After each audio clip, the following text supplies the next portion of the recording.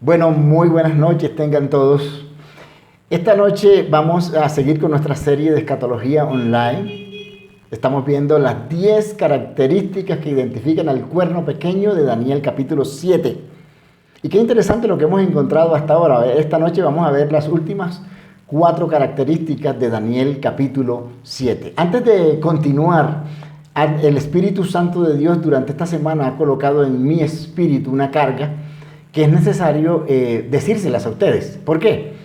Porque es posible que alguna persona que pertenezca a una religión tradicional, de la cual posiblemente se estén diciendo algunas cosas en esta serie, se vaya a sentir aludida y vaya a creer que nosotros estamos trayendo cosas en contra de una religión establecida. No es así. Lo que yo estoy trayendo es lo que la Biblia dice en las profecías bíblicas y lo que la historia corrobora de esas profecías que ha sucedido y lo que algunos conceptos arqueológicos dicen.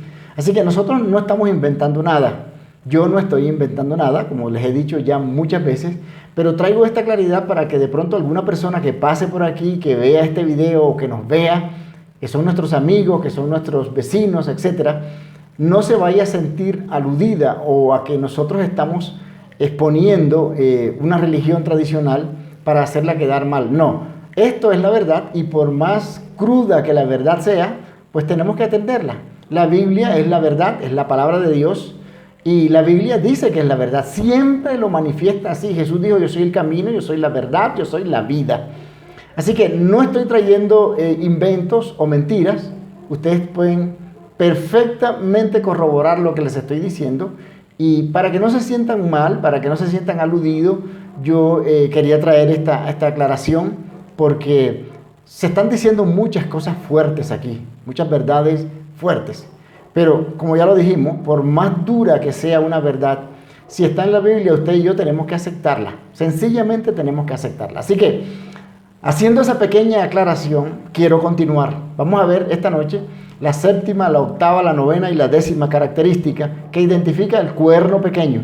Ya ese cuerno pequeño, por lo que hemos visto hasta ahora, ustedes y yo sabemos que se trata del anticristo histórico que en la Biblia aparece. Y ese anticristo histórico pues nos apunta a una realidad y esa realidad la vamos a terminar de ver con las últimas características de ese cuerno pequeño. La séptima característica que vamos a empezar a ver dice que cambia los tiempos. O sea, la pregunta es, ¿el cuerno pequeño ha intentado cambiar los tiempos? Pues nosotros vamos a leer la Biblia, vamos a leer la historia, algunos historiadores, algunos conceptos que ellos han colocado para ver si esto nos lleva a determinar que el cuerno pequeño ha cambiado los tiempos. Daniel capítulo 7, versículo 25 dice, este versículo pues ya lo hemos leído varias veces, pero tiene ahí mucha sustancia, mucho jugo de donde extractarle todavía a esa fruta preciosa de Daniel capítulo 7, versículo 25. Dice, y él proferirá palabras contra el Altísimo y afligirá a los santos del Altísimo e intentará cambiar los tiempos y la ley y les serán entregados en sus manos por tiempo y por medio tiempo. Ya este tiempos y por medio tiempo lo vimos el sábado pasado y llegamos a la conclusión bíblica e histórica que es un periodo de 1260 años, empezando en el 538, cuando fue expulsada la última horda bárbara por este poder, por este cuerno pequeño, hasta el 1798, cuando el Papa fue apresado por Berthier, por orden de Napoleón, y fue llevado a Francia, donde al año siguiente, el Papa murió, y dice la Biblia y la historia que su poder cesó. Pero ojo, en lo que vamos a leer más adelante de Apocalipsis capítulo 12, Apocalipsis capítulo 13, Apocalipsis capítulo 17, capítulo 18, dice en el capítulo 17 de Apocalipsis que la herida de muerte fue sanada y el mundo se maravilló. Vamos a ver en qué época ocurrió esa sanación, esa sanidad de esa herida de muerte. Es algo fantástico, porque ustedes lo van a ver, es algo espectacular. Así que les estoy trayendo historia, Biblia, que es verdad. Seguimos avanzando. Daniel capítulo 2, versículo 20 y 21 dice así. Daniel habló y dijo, sea el nombre de Dios bendito por los siglos de los siglos, porque la sabiduría y el poder son de Él. 21. Él es quien cambia los tiempos y las edades, quita reyes y pone reyes, da sabiduría a los sabios y conocimiento a los entendidos. Aquí dice claramente que de Dios es la potestad, de Dios es el poder, de Dios es la autoridad para quitar tiempo, para mudar edades, para cambiar reyes y para poner reyes. Pero entonces la pregunta que nos hacemos es, ¿el cuerno pequeño ha hecho esto? Vamos a ver qué dice la historia y qué dice la Biblia. Dice, en el año 1155, el Papa Adriano IV dio la corona de Irlanda al rey de Inglaterra. De esta forma, por su autoridad como vicario de Cristo, subyugó a Irlanda al régimen inglés y consignó al pueblo pacífico y cristiano de Irlanda a las crueldades implacables de Enrique II, rey de Inglaterra, basado en que esa era una porción del patrimonio de San Pedro y la Santa Iglesia Romana. ¿Dónde encuentra usted esto? En un libro que se llama Una mujer cabalga la bestia, de un autor llamado Dave Home. De ahí he sacado mucha información histórica, porque es un hombre bien documentado, escribió muy bien eso. Pregunta, ¿siguió haciendo Roma esto? ¿Cambia Roma tiempos? ¿Quita reyes? ¿Pone reyes? Pues vamos a ver si Roma lo ha hecho. La octava característica que identifica el cuerno pequeño dice que cambia la ley de Dios. ¿Ha cambiado Roma la ley de Dios? Pues tenemos que ir a la Biblia. Ustedes y yo tenemos Éxodo capítulo 20, donde Dios le da instrucciones a Moisés acerca de lo que en la Biblia históricamente llama como los 10 mandamientos. Los 10 mandamientos están consignados bíblicamente hablando en Éxodo capítulo 20. Y ustedes lo van a ver allí conmigo. ¿Qué ha hecho Roma con Éxodo capítulo 20? Pues vamos a ver. En el catecismo romano, ellos tienen escritos los 10 mandamientos. Vamos a compararlos con los 10 mandamientos de Éxodo capítulo 20 que Dios le dictó directamente a Moisés. Así que dice el primer mandamiento, dice: no tendrás otros dioses delante de mí. Ese es el primer mandamiento de la ley de Dios. Pero el catecismo católico dice: amarás a Dios sobre todas las cosas. El segundo mandamiento de la ley de Dios dice: no te harás imagen ni ninguna semejanza de lo que hay arriba en el cielo, ni abajo en la tierra, ni en las aguas debajo de la tierra. No apostatarás de ellos, no te postrarás ante ellas, ni les darás culto, porque yo soy Jehová tu Dios fuerte, celoso, que visito la maldad de los padres sobre los hijos hasta la tercera y cuarta generación de los que me aborrecen, y hago misericordia a millares, a los que me han guardado mis mandamientos. El segundo mandamiento, según el catecismo católico, dice: no jurarás el nombre de Dios en vano. ¿Qué tiene que ver no jurar el nombre de Dios en vano con no postrarse ante las imágenes? Y así sucesivamente, ustedes pueden verlo. No tengo el tiempo suficiente para escudriñar, pero sí les voy a leer el catecismo católico en todos los 10 mandamientos. Tercer mandamiento del catecismo católico dice: santificarás las fiestas. En cambio, en la ley de Dios dice: no tomarás en vano el nombre del Señor tu Dios, porque no dejará el Señor sin castigo el que tomare en vano el nombre del Señor tu Dios. El cuarto mandamiento, según el catecismo católico, dice: honrarás a tu padre y a tu madre. El cuarto de la ley de Dios dice: acuérdate de santificar el día sábado, los 6 días trabajarás y harás todas tus labores. Así que si nos damos cuenta perfectamente, Roma, el cuerno pequeño, ha cambiado la ley de Dios, y ellos eso es lo que practican, eso es lo que enseñan, eso es lo que disipulan. No los que están en Éxodo capítulo 20, sino los que se encuentran en el catecismo católico, y eso nos enseñan desde niño a que tiene que cumplirse de esa manera. Así que sí ha cambiado la ley de Dios, definitivamente. Ahora, La pregunta es, ¿con qué autoridad lo hace? ¿Con qué autoridad ellos cambian la ley de Dios? Dice, el Papa puede modificar la ley divina ya que su poder no es del hombre sino de Dios y actúa como vicerregente de Dios sobre la tierra y con el más amplio poder de atar y soltar sus ovejas. Este es un libro romano. Se llama Papa II, Pronta Biblioteca, tomo 4, página 25 a la página 29. Este es un libro de la Iglesia de Roma y ellos lo enseñan como tal. Y ellos en este libro, Pronta Biblioteca, explican por qué cambian los tiempos y la ley de Dios. Y lo dicen porque lo hacen. Usted busque este libro y se va a sorprender de lo que va a encontrar ahí, que es una maravilla. La novena característica que identifica al cuerno pequeño nos dice que aflige a los santos porque eso lo convierte en un poder inquisidor. La pregunta es, ¿ha afligido a los santos de Dios el cuerno pequeño instalado en la ciudad de Roma, más concretamente en una ciudad dentro de Roma llamada el Vaticano? Vamos a ver, esta es una característica muy especial. Daniel capítulo 7, versículo 25, dice, y él proferirá palabras contra el Altísimo y afligirá a los santos del Altísimo. No lo vamos a leer todo. ¿Qué ha hecho este poder con los santos de Dios? Los ha matado. ¿Revela la historia que los ha matado? Es la pregunta. Pues vamos a ver si revela la historia eso. La Iglesia de Roma ha derramado más sangre inocente que ninguna otra institución que jamás haya existido en la humanidad.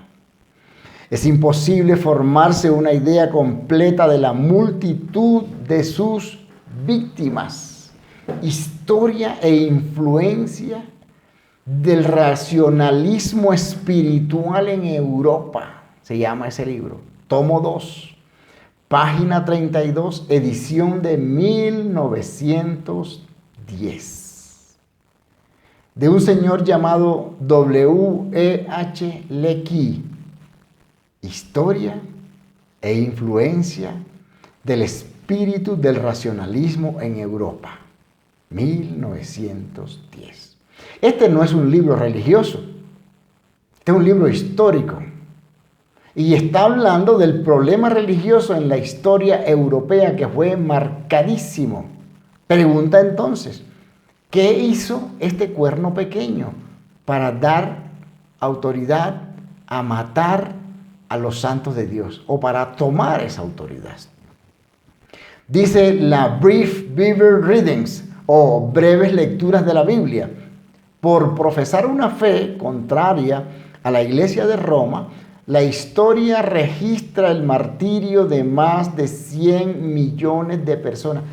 100 millones de personas. La Iglesia de Jesucristo, según la Biblia, no persigue ni mata, al contrario. La Iglesia de nuestro Señor Jesucristo es una iglesia perseguida. A ella le matan sus santos. ¿Qué dice Jesús o qué dice la Biblia sobre la función de la iglesia que Él ganó en la cruz del Calvario? ¿Qué dice la Biblia? Primera Pedro capítulo 2, versículo 21 dice, porque para este propósito habéis sido llamados, pues también Cristo sufrió por vosotros, dejándoos ejemplo para que sigáis sus pisadas. La iglesia del Señor Jesucristo no mata, es perseguida. Y así lo dicen en muchos versículos, en muchos pasajes de la Biblia. Nos dice eso. La décima y última característica que nos permite descubrir a este cuerno pequeño, nos dice que habla con mucha arrogancia. Y vamos a ver si es verdad lo que dice la Biblia, o si lo dice la Biblia de esa manera. Volvamos a Daniel capítulo 7, versículo 25. Y él proferirá palabras contra el Altísimo. Vamos a dejarlo ahí, porque ya el resto de las cosas las hemos visto.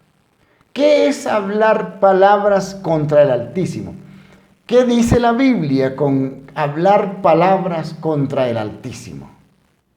Bueno, Daniel capítulo 7, versículo 8 dice: mientras yo contemplaba los cuernos, he aquí otro cuerno, uno pequeño, del que estamos hablando, del que estamos desmenuzando, en Daniel capítulo 7, surgió entre ellos, y 3 de los primeros cuernos fueron arrancados delante de él. Ya eso lo vimos.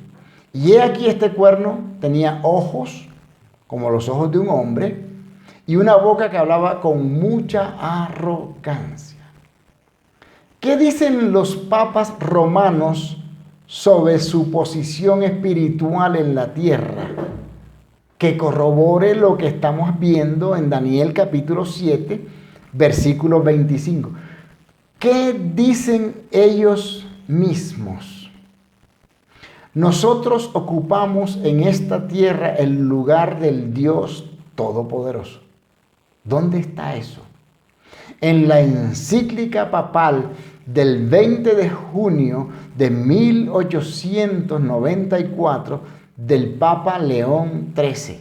Él estableció en una encíclica que es una verdad que ellos dictaminan que queda como ley perpetua.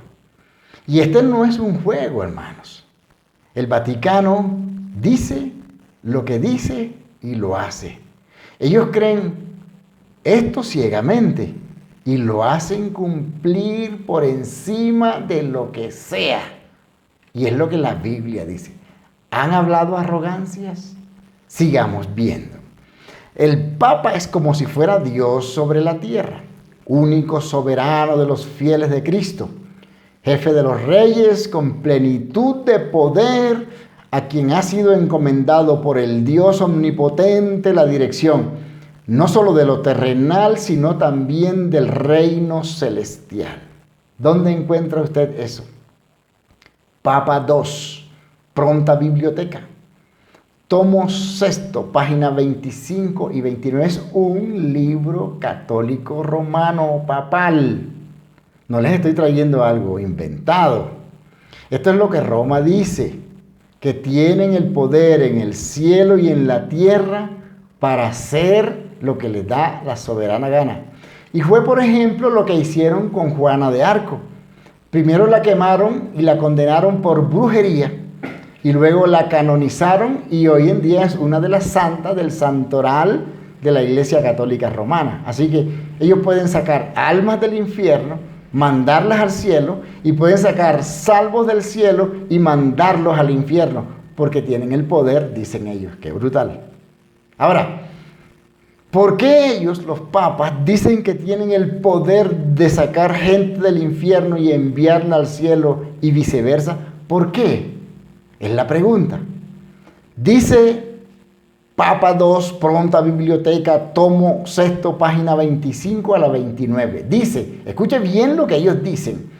El Papa está coronado con una triple corona, como Rey del cielo y de la tierra y de las regiones inferiores.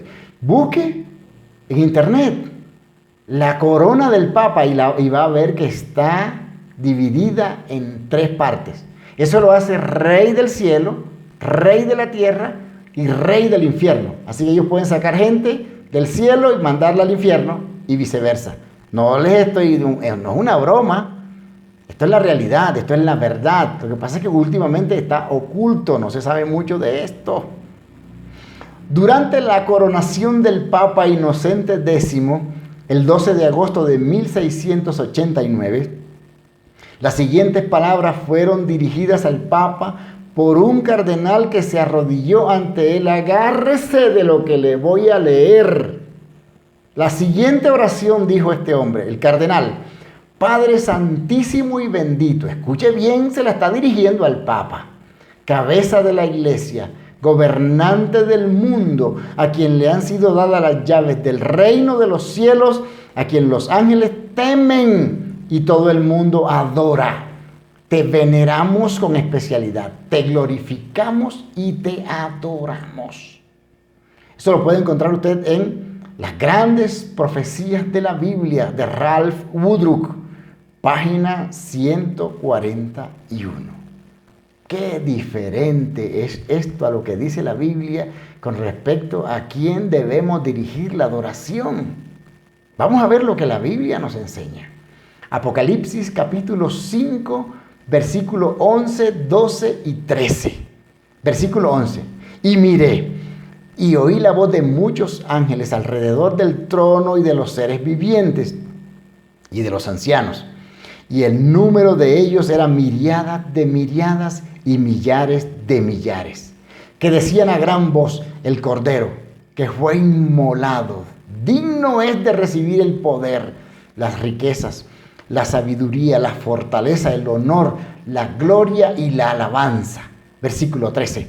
Y a toda cosa creada que está en el cielo, sobre la tierra, debajo de la tierra y en el mar, y a todas las cosas que en ellos hay, oí decir al que está sentado en el trono y al Cordero, sea la alabanza, la honra, la gloria y el dominio por los siglos de los siglos. Hermano, cuando yo leo este tipo de adoraciones dirigidas a nuestro Señor Jesucristo y las comparo con las dirigidas al Papa, esto en Apocalipsis capítulo 5 me ponen los pelos de punta. Toda la gloria, la alabanza y el poder sean a nuestro Cristo. Él lo ganó en la cruz. Derramó allí su vida, su sangre, para que tú y yo podamos adorarle en libertad. Pero a el cuerno pequeño se ha querido tomar la gloria, la honra de nuestro Señor Jesucristo, que le pertenece solo a Él, para que se la den a este usurpador. Toda la adoración, toda la majestad, todo el honor pertenecen al que la ganó en la cruz. Nuestra salvación fue ganada por nuestro Señor Jesucristo y a Él debemos honra, gloria, honor y poder. Si por casualidad alguno de ustedes pertenece a este tipo de religiones paganas, devuélvase, busque a su Señor Jesucristo, haga una oración de fe, inclínese a Él, pídale perdón, porque tal vez usted ha sido engañado por muchos años, por una tradición errada. Lo único que no está errado es la palabra de Dios, el verbo. Dice que el verbo se hizo carne. El verbo es la palabra del Señor Jesucristo. Él dijo: yo soy el camino, yo soy la verdad y yo soy la vida. Sigamos adelante. En abril 30 de 1929, en la Cámara Apostólica del Vaticano, frente a cardenales, obispos, sacerdotes y monjas que cayeron postrados de rodillas ante él, el Papa Pío XI dijo: escuche bien, abra sus oídos y sus ojos. ¿Qué dijo el Papa Pío XI? Ustedes saben que yo soy el Santo Padre, el representante de Dios en la tierra, el vicario de Cristo, lo cual significa que yo soy Dios en la tierra. ¿Dónde encuentra usted eso? En Ralph Woodrow, Las grandes profecías de la Biblia, 1985, página 141. El vicario de Cristo. Vamos a ver qué significa el vicario de Cristo más adelante. Ustedes se van a sorprender. Lo que estamos viendo todavía no es mucho, pero ustedes se van a sorprender con lo espectacular, pero espantoso. ¿Qué es lo que este cuerno pequeño sugiere que hagamos con él? Recuerden que la palabra anticristo significa el que se opone a Cristo o el que se pone en lugar de Cristo. Allí, en esa posición exaltada, pretendiendo representar a Dios, el hombre de pecado actuaría y viviría como el supuesto vicario de Cristo, aunque en realidad él es el antagonista de Cristo, porque elimina su autoridad, abole sus leyes y oprime su pueblo. Guinness, Romanismo y la Reforma, página 57. Damas y caballeros, esto está interesante, muy interesante. Y se va a poner más interesante porque lo que estamos colocando todavía es una base, una muy buena base para que cuando levantemos las columnas, el edificio no se nos vaya a caer. La pregunta es, ¿quieren ustedes más pruebas de lo que les he traído hasta ahora? Pues les tengo más. El Vaticano cree y practica lo que aquí dice y lo que ellos dicen a través de la historia. Y ustedes se van a maravillar, por no decir asustar, de lo que históricamente este cuerno pequeño ha hecho, pero que está en la profecía. ¡Qué maravilla! Ya hemos visto que la época de su surgimiento, la del cuerno pequeño. Segundo, su ubicación geográfica, ¿dónde está? En los confines de la ciudad de Roma, Italia. Dentro de la ciudad de Roma, Italia, está la ciudad del Vaticano, que es un estado diferente al italiano. La otra pregunta, ¿qué haría para surgir? Ya lo vimos. ¿Cuánto duraría el periodo de su surgimiento o de su poder? 1260 años. La dimensión de su territorio es una ciudad muy pequeña, pero con un poder brutal. ¿Cómo gobernaría este cuerno tanto tiempo? ¿Cuál es la naturaleza de este cuerno? Es espiritual, religiosa. ¿Cómo usaría ese poder? Cruelmente. Cambia los tiempos, ya lo vimos, cambia la ley, hace guerra contra los santos, habla arrogancias, etc. Todo este poder, como ya les dije anteriormente, fue quitado del papado en el año 1870, cuando el reino de Italia fue reformado. Fuente, encíclica interactiva Copton, 1993. No se puede confundir esta fecha de 1870, cuando Italia dijo que el papado no seguiría más con su fortaleza. No se puede comparar esta fecha con 1798, cuando Berthier apresó al Papa y se lo llevó a Francia y allí murió. Allí cesaron los efectos del Papa, pero aún todavía quedaba algo del papado hasta que en 1870 Italia decidió acabar con los vestigios del papado en la ciudad del Vaticano. La ciudad del Vaticano, como base territorial del Papa o el gobierno de la Iglesia Católica Romana, es una teocracia. Esto es, un estado gobernado bajo una guía espiritual divina por gente de quien se cree que son guiados divinamente, y al mismo tiempo mantiene este poder como un estado secular reconocido, porque posee territorio, población y gobierno. Eso está en la enciclopedia interactiva Comptons,